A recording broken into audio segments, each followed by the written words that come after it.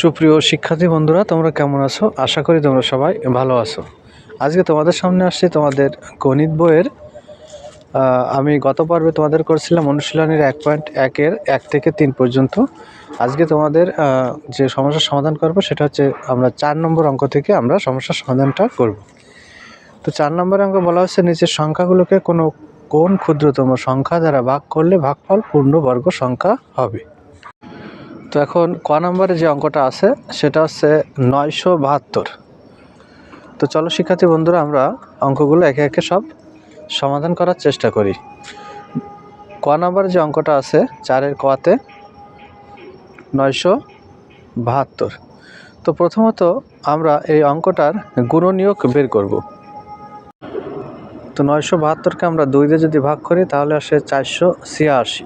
486কে আবার আমরা 2 দিয়ে ভাগ করব। যত সময় জোড় সংখ্যা থাকবে তত সময় আমরা 2 দিয়ে ভাগ করব। 2 দিয়ে ভাগ করলে আমরা যে সংখ্যাটা পাই সেটা হচ্ছে 243। এবার আমরা 3 অথবা 5 দিয়ে ভাগ করার চেষ্টা করব। 3 দিয়ে যদি ভাগ করি 3 × 24, 3 × 3। এরপর আমরা যদি আবার 3 দিয়ে দিই তাহলে চাই হচ্ছে 27। আবার যদি আমি 3 দিয়ে দিই তাহলে 3 নং 27, 3 দিয়ে দিলে আবার 3 তিরিকে 9। তাহলে আমরা যে গুণনীয়কগুলো পেলাম সেখানে 2 আছে 1 জোড়া, 3 আছে 2 জোড়া এবং আরেকটি 3 অবশিষ্ট আছে। তো আমরা এখন গুণনীয়কগুলো লিখে ফেলব যে 972 সমান 2 গুণ 2, তারপর আছে 3 আছে 4টে, 5টা 3 আছে, 3 গুণ 3, আবার আরেকটি জোড়া 3 আছে 3 গুণ 3 এবং আরেকটি অবশিষ্ট 3 থেকে যাচ্ছে যেটা জোড় নয়। তো তোমাদের সবসময় একটা বিষয় খেয়াল রাখবে তোমরা যে যখন জোড়া সম্পন্ন হবে তাহলে সেটা পূর্ণবর্গ সংখ্যা বলা যায়। যদি জোড়া সম্পন্ন না হয় তাহলে যেটা বেজোড় থাকে ঠিক তেমন একটি সংখ্যা হবে এই অঙ্কটার উত্তর। অর্থাৎ আমাদের এখানে অবশিষ্ট যেটা আছে সেটা 3, তাহলে আমাদের বলতে হবে যে 3 ক্ষুদ্রতম সংখ্যা দ্বারা ভাগ করলে ভাগফল পূর্ণবর্গ সংখ্যা হবে। এবার আমরা চলে যাই 4 নম্বর অঙ্কটায়, 4-এর খ নম্বর অঙ্ক। তো এখানে আছে 4056। তো আমরা 2 দিয়ে যদি ভাগ করি তাহলে যেটা পাবো সেটা হচ্ছে 2 দুগুণে 4, 0, 2 দুগুণে 4, 1, 16 অর্থাৎ 2028। এরপর আমরা আবার 2 দিয়ে দেব, তাহলে যেটা পাই সেটা হচ্ছে 1014। 1014কে 2 দ্বারা ভাগ করলে হবে 507। তারপর আমরা এবার 3 দিয়ে যদি আমরা ভাগ করি তাহলে আমরা পাবো 169। এটাকে যদি আমরা এখন 13 দিয়ে ভাগ করি তাহলে 13, 13, 169। আমাদের গুণনীয়ক নির্ণয় করা হয়ে গেছে। এখন আমাদের জোড়া নির্ণয়ের পালা। তো আমরা লিখব যে 4056 সমান, আমরা লিখতে পারবো যে এখানে 2-এর একটা জোড়া আছে এবং আর একটা 2 অবশিষ্ট থেকে যাচ্ছে। তারপর দেখাচ্ছে 13-র 1 জোড়া আছে এবং 3 অবশিষ্ট থেকে যাচ্ছে। তো আমরা প্রথমত গুণনীয়কগুলো আমরা পর্যায়ক্রমে বসিয়ে দিই। এরপর জোড়াগুলো আমরা খেয়াল করব। এখানে 2 একটা জোড়া, তারপর 13-এর একটি জোড়া, অর্থাৎ আমরা সেটাকে লিখতে পারি 2-এর স্কোয়ার। আর এটা যেহেতু জোড়া নেই সেজন্য আমরা 2 গুণ 3 আলাদাভাবে লিখব এবং 13-এর স্কোয়ার জোড়া আছে সেটাকে আমরা স্কোয়ার হিসেবে লিখছি। তাহলে দেখা যাচ্ছে এখানে 3 এবং 2 এই দুটার কিন্তু কোনো জোড়া নেই। তাহলে আমাদের যে ক্ষুদ্রতম সংখ্যাটা হবে সেটা হচ্ছে 6। তাহলে 6 দ্বারা গুণ করলে গুণফল পূর্ণবর্গ হবে। তাহলে আমরা লিখতে পারি অতএব 2 গুণ 3 বা 6 দ্বারা, এখানে আমরা লিখব 6 দ্বারা ভাগ করলে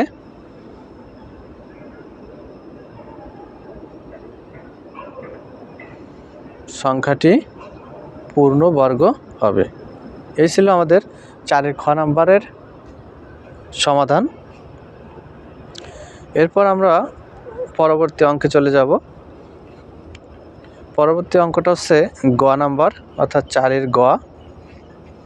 এখানে আমরা একটু লিখে দিই যে নির্ণেয় ক্ষুদ্রতম সংখ্যাটি হচ্ছে তোমরা পরিপূর্ণ করে লিখবে। আশা করি তোমরা এভাবে করলে অবশ্যই বুঝতে পারবে। একদম উত্তর পর্যন্ত তোমরা লিখবে যে নিম্ন ক্ষুদ্রতম সংখ্যাটি হচ্ছে 6। আমি অনেক সময় সংক্ষেপে লিখছি, কিন্তু তোমরা পরিপূর্ণ করে লিখবে। এরপর দেখো আমরা 4-এর গ নাম্বার অঙ্কটা করব। এখানে আছে 21,952। তো যেহেতু জোড় সংখ্যা, আমরা প্রথমত 21,952কে 2 দ্বারা ভাগ করব। ভাগ করলে আমাদের যেটা আসছে সেটা হচ্ছে 10,976। এরপর আবারও 2 দিয়ে যদি ভাগ করি তাহলে আসবে 5,488। আবার যদি 2 দিয়ে আমরা ভাগ করি তাহলে আসবে 2,744। কারণ 2 দিয়ে যদি আমরা 5কে ভাগ করি, 2 দুগুণে 4, 14 থাকে, 7 দুগুণে 14, 4 দুগুণে 8, 4 দুগুণে 8, অর্থাৎ 2,744। এরপর আবারও 2 দিয়ে দেবো, 2 একে 2, 3 দুগুণে 6, 7 দুগুণে 14, 2 দুগুণে 4, অর্থাৎ 1,372, 1,372। আবার 2 দিয়ে দেবো, 2 দিয়ে দিলে আমাদের 6 দুগুণে 12, 8 দুগুণে 16, 6 দুগুণে 12, 686 আসে। আবার যদি আমরা 2 দিয়ে দিই তাহলে 3 দুগুণে 6, 4 দুগুণে 8, আবার 3 দুগুণে 6, 343। 343কে আর 2 দিয়ে দেওয়া যাবে না, যেহেতু বেজোড় সংখ্যা। এবার আমরা যদি 7 দিয়ে দিই তাহলে 4 7 28, আর থাকছে 7 9 63। এবার 7 দিয়ে যদি দিই 7 7 49। যাই হোক, আমরা আমাদের গুণনীয়কগুলো তৈরি করা হয়ে গেছে। এখন আমরা জোড়ায় জোড়ায় সেগুলোকে পর্যায়ক্রমে বসাবো এবং দেখব যে কোনটি বেজোড় আছে, অর্থাৎ কোন জোড়াটি সম্পন্ন হয়নি, সেটা আমরা একটু লক্ষ্য করব। তো আমাদের 21,952 সমান লিখব। এখানে 2 আছে, 1 2 3 4 5 6, 6টা 2 আছে, তাই না?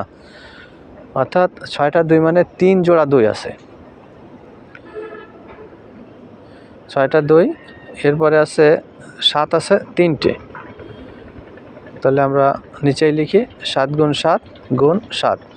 তো জোড়া হিসেবে যদি আমরা দেখি যে এখানে জোড়া হচ্ছে 2-এর স্কোয়ার, তারপর আর দুটো 2 নিয়ে আবার আমরা 2-এর স্কোয়ার লিখতে পারি। তারপর আর এক জোড়া নিয়ে আমরা 2-এর স্কোয়ার লিখবো। এরপর যেহেতু 7-এর এক জোড়া পেয়েছি, তাহলে 7-এর স্কোয়ার গুণ 7। তাহলে এখানে দেখো জোড়া বাদতে অবশিষ্ট আছে 7। তাহলে অতএব ক্ষুদ্রতম সংখ্যাটি হবে 7, তাই না? 7 দ্বারা আমাদের ভাগ করলে সংখ্যাটি পূর্ণবর্গ হবে। তাহলে অতএব 7 দ্বারা ভাগ করলে উক্ত সংখ্যাটি পূর্ণবর্গ হবে। নির্ণয় ক্ষুদ্রতম সংখ্যাটি কত হবে? 7। এভাবে আমরা সম্পূর্ণ একটু লিখে দেব। আশা করি তোমরা এই অঙ্কটাও বুঝতে পারছো। এরপর আমাদের 4 নম্বর কমপ্লিট হলো। আমরা এবার 5 নম্বর অঙ্কটা করব। 5 নম্বরে বলছে 4,639 থেকে কোন ক্ষুদ্রতম সংখ্যা বিয়োগ করলে বিয়োগফল একটি পূর্ণ বর্গ সংখ্যা হবে। ভালো করে আমরা অঙ্কটা কিন্তু পড়বো, হ্যাঁ, পড়ে বোঝার চেষ্টা করব, তাহলে আমাদের অঙ্কটা করতে আর কোনো সমস্যা হবে না। তাহলে প্রথমত আমরা 4,639কে লিখব এবং এর বর্গমূল নির্ণয় করব। তো বর্গমূল নির্ণয় করতে গেলে আমার প্রথমে কি করতে হবে? জোড়ায় জোড়ায় আমাকে শনাক্ত করতে হবে। তো 46-এর ভিতরে কয়বার যায়? 46-এর ভিতরে যদি আমি দিই তাহলে 6 6 36, তাই না? এবং বিয়োগ করলে থাকে 10। পরবর্তী জোড়া 39 কেটে নিয়ে আসলাম। তাহলে এখন হলো 1039, 6-এর ডবল আমরা লিখব 12, এবং 12-র ডান পাশে একটি সংখ্যা লিখব, ঠিক তেমন একটা সংখ্যা 6-এর ডান পাশে লিখব। তাহলে একই সংখ্যা আমি 8 নিলাম। তাহলে 8 যদি নিই তাহলে 128কে আমি 8 দ্বারা গুণ করব। 128কে যদি আমি 8 দ্বারা গুণ করি তাহলে আমাদের যে গুণফলটা হবে সেটা হচ্ছে 1024। এখন আমরা বিয়োগ করব। 4-এর কতলে 9 হয় 5, 2-এর কতলে 3 হয় 2 আর 1 15। তাহলে দেখো 15 কিন্তু অবশিষ্ট থেকে যাচ্ছে, যেহেতু অবশিষ্ট থেকে যাচ্ছে তাহলে আমার বুঝতে হবে 4639 সংখ্যাটি পূর্ণবর্গ সংখ্যা নয়। তাহলে আমরা একটু এখানে লিখে দেব, লিখব হচ্ছে 4639 থেকে 15 বিয়োগ করলে সংখ্যাটি পূর্ণবর্গ সংখ্যা হবে।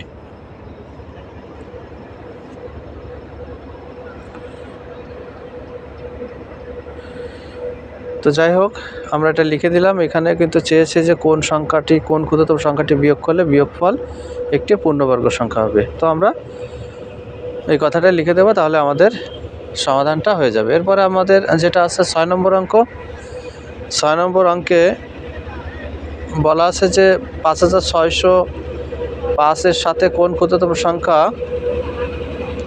যোগ করলে সংখ্যাটি পূর্ণবর্গ সংখ্যা হবে। তো আমরা 6 নম্বরের যে সংখ্যাটি দেওয়া আছে সেটা হচ্ছে 5605। তো আমরা প্রথমে 5605-কে লিখব এবং বর্গমূল করার জন্য আমরা কি করব, জোড়ায় জোড়ায় দাগাঙ্কিত করব।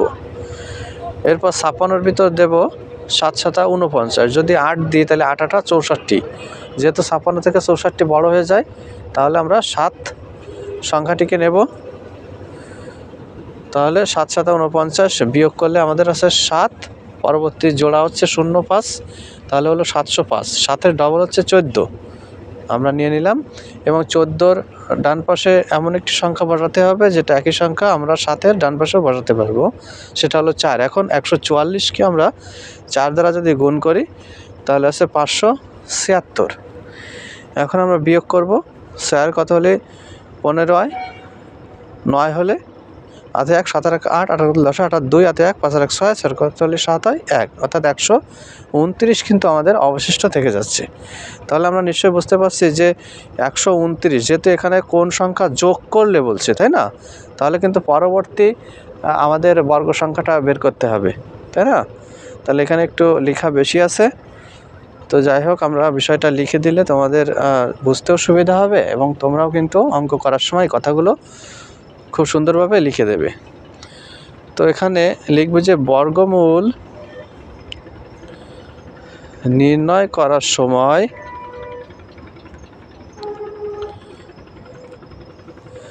ভাগশেষ 129 আছে, অথবা অবশিষ্ট আছেও লিখতে পারো। তাই প্রদত্ত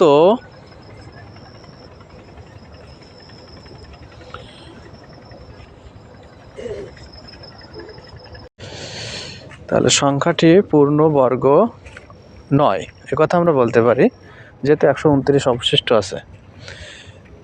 অতএব আমাদের যেহেতু 74 হয়েছে ভাগফল, অর্থাৎ বর্গমূলটা হয়েছে 74, তাহলে 74-এর পরবর্তী যে বর্গ সংখ্যা সেটা হচ্ছে 74 যোগ 1 সমান হচ্ছে 75। তাহলে আমরা লিখব 74-এর পরবর্তী বর্গমূল বা বর্গ সংখ্যাও বলতে পারো, আমরা বর্গমূলই বলি। 74-এর পরবর্তী বর্গমূল হচ্ছে 74 যোগ 1 সমান হচ্ছে 75। এখন আমরা 75 গুণ 75 দিব। 75-এর